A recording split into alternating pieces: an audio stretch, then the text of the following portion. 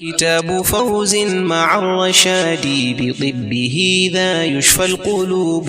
قرآن ربي هدى ونور لكل قلب.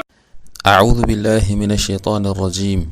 بسم الله الرحمن الرحيم، وصلى الله على النبي الكريم وعلى آله وصحبه ومن تبعهم بإحسان إلى يوم الدين. وبعد أن سؤال بركة، السلام عليكم ورحمة الله وبركاته. Akwai tambaya da muka samu daga wani dan uwa akan menene fassaran mafarkin mutum ya mafarki ya ga yana tashi a sama.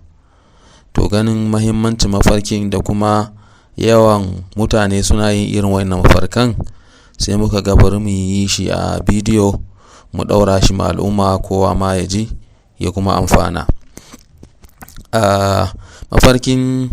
Fassar mafarkin tashi sama yana ɗaukan ma'ana kashi biyu. Ma'ana na farko, yiwuwan samun aljani jinnu tayr kenan a tare da mutum, ko kuma alamun jinnu tayr yana ƙoƙarin shiga jikin mutum, yana ƙoƙarin fasa katangan tsari na jikin mutum kenan ya shiga jikinsa, ko kuma ma already ma yana cikin jikinsa. Sai kuma fuska na biyun shine wani bushara da ake mishi albishir da shi na samu, bi ma'ana idan ba aljani ne yake tare da shi ba, to wani alkhairi ne ake mishi bushara insha Allah wanda zai same shi. Za mu ɗauki ɓangaren da ya shafi aljanin mai tashi kenan, jinnu tayr, sai mu bayanin me ke faruwa da shi hakan ke samun mutum. Sau da yawa za ka ga mutum ya yi mafarkin yana ƙoƙarin ya tashi amma bai iya tashin ba, ko kuma ya tashi amma ya faɗo, ko kuma ya faɗo daga wani guri, ko kuma kaga ya tashi yana yawo a sararin samaniya, ya hau can ya sauka can. To wannan ta fuskanin aljanu yana nufin akwai aljani a jikin mutum. Idan mutum ya ga yana ta ƙoƙarin tashi amma ya kasa tashi, to haka yana nufin cewa wannan jinnu tayr na jikinsa, ko kuma wanda ke neman ya shiga jikinsa, yana da rauni. Garkuwa ko kuma tsaron da ke jikin mutum ya danne shi, bai iya samun dama a kansa ba. To hakan sai ya dage da azkar da kuma duk abin da ya shafi ruqya shar'iyya. Idan kuma ya zama mutum yana tashin daga wuri zuwa wuri, to haka yana nufin cewa aljanin ya samu daman shiga jikinsa, kuma yana ƙara matakin samun dama a cikin shi, yana matakin ko kuma matakinsa na ƙara samun dama a jikin wannan mutumin yana ƙara haɓaka kenan, yana ƙara samun dama a gare shi. To wannan labudda ya yi ƙoƙarin ya samu malamai wanda suke ba da magunguna, in ya hakan ne sosai ya samu magani a kai. Idan kuma shi ma yana faɗowa daga sama, duka dai haka yana nufin aljannu ne na abun nan. Sai ta fuskanin inda yake zama bushara ne, duk wanda zai yi mafarkin ga yana tashi sama, musamman yana tashi tsakanin duwatsu, wannan yana nufin alkhairi ne, zai samu girma, zai samu ɗaukaka, kuma mai girma mai ƙarfi.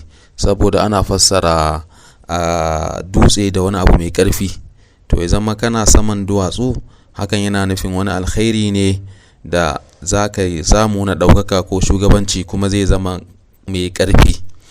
Wasu malaman kuma suna fassara shi da ga wanda bai aure ba, insha Allahu aure ne zai yi, wanda ake mishi fatan albarka a cikinsa.